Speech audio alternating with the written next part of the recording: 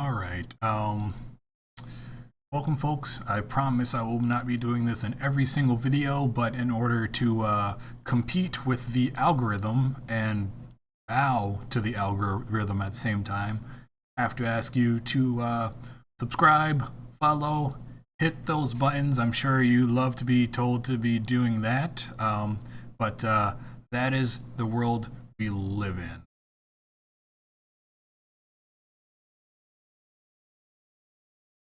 Okay. Right. And so now to get started with the video, this is video 2 of 3, so please check out part 1 if you haven't. Uh, and this is free to play the future of fighting games. The monetization of games is always changing as we see games go from $60 to $70. Of course, we want to see developers paid for their hard work. Development costs and conditions have ballooned while not necessarily keeping the devs in the best interest. And so with games, we went into post-launch content. Not all of it is free, but in essence, even DLC is started when the actual game's development starts. So parallel development, so is the answer free to play. So I think there's a couple of layers here. As always, there's the AAA approach that we see from Multiverses, MK11, and Smash Bros. These games bring in top dollars to keep their players hype and push the boundaries of what a fighting game is. There is not much you can ask from this type of game, except you actually can. Unfortunately, this does not stop them from having problems, even ones that have been solved for years now. Also, money being in the game is eventually extracted from players through DLC or monetization. After that, I would say we have the AA approach. While these games clearly have some money and production value put into them, they're not trying to compete with games like Smash Bros. Because ultimately, I think the developers and possibly publishers too realize they just can't.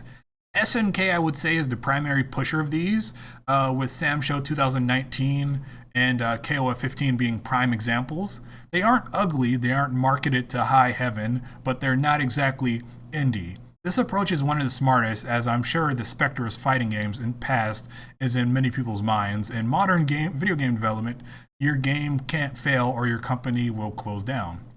And in their modest approach, Sam Show became SNK's highest selling game, which should speak for itself. And finally, we have indie / Starve the Beast games. While some are going to meme this category, and they may never penetrate the mainstream, they're still there, and they can have an influence as much as any game. Games like Nick All-Stars or Skullgirls Go Here, the bad part of these type of games is that first impressions are very important in games and really in life.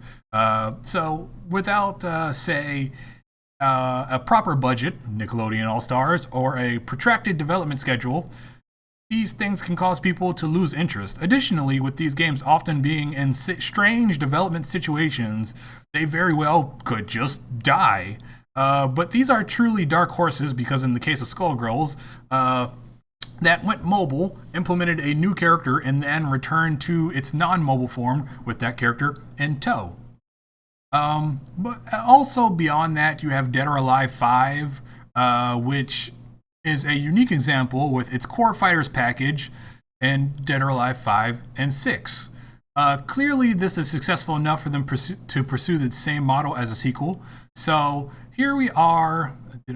Here we are, pretty close to what League of Legends model is. Of course, the bad part is clearly there is huge monetization in DOA 5 and 6. Let's see, not exactly the same here. Is it worth having guest characters in DOA 6 or a core fighters package if cosmetics are totaling in the hundreds of dollars? So we have a fun page for people here that I'm sure people want to see.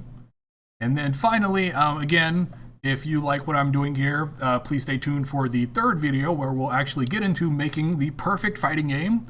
And please, with the algorithm as it is, even Maximilian Dude, biggest fighting game YouTuber, is having to ask people for likes and shares and subscribes.